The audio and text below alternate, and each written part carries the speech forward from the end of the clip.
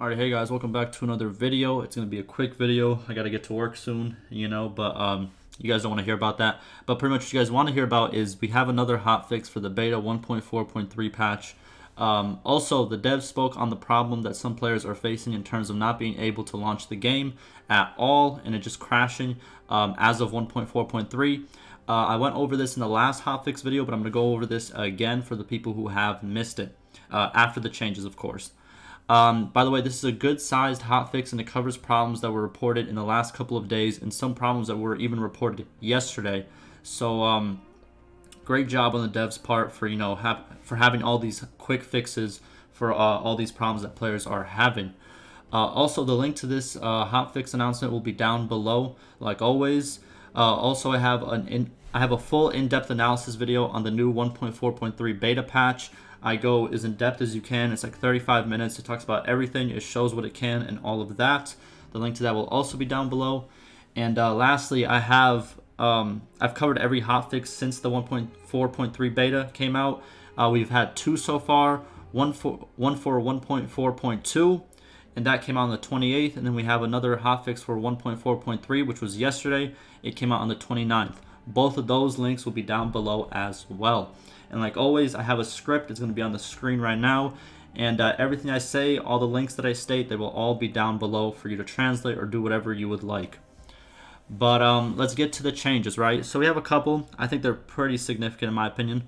So first one we have is Imperial Sergeant Crossbowmen got their swords back. So during the patch, for some reason, it got messed up where the Imperial Sergeant Crossbow didn't have their sword. So whenever units would come close, they would still try to use their crossbow.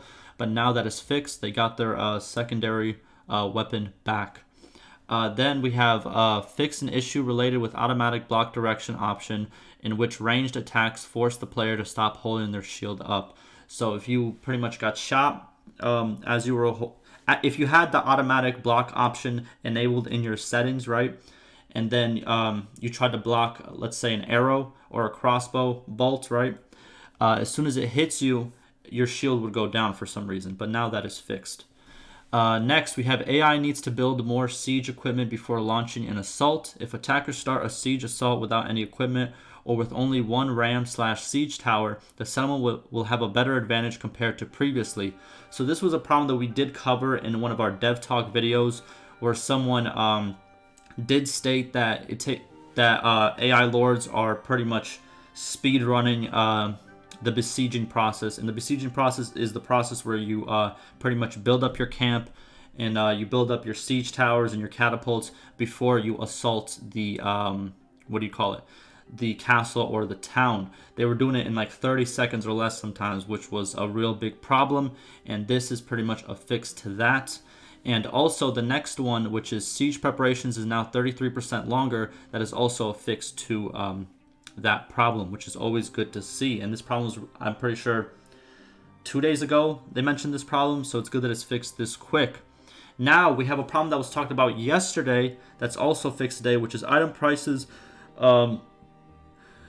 Item prices differentiate more among settlements, so merchant players and caravans can make better profits. So there's a whole thread where one of the devs and a couple players go back and forth about the current problem with caravans, workshops, and just prices of items in general. I am going to make an actual whole video going over that whole thread probably later today when I get off work.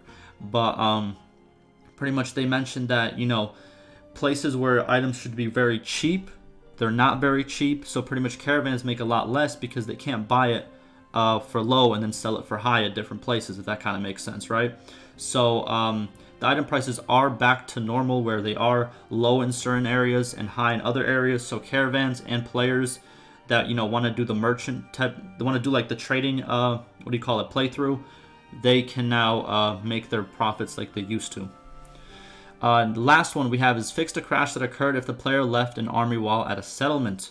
Good crash fix. I do that sometimes too. You know what I mean? I leave, I disband my army sometimes while I'm in a settlement, so my army can, replenish and heal.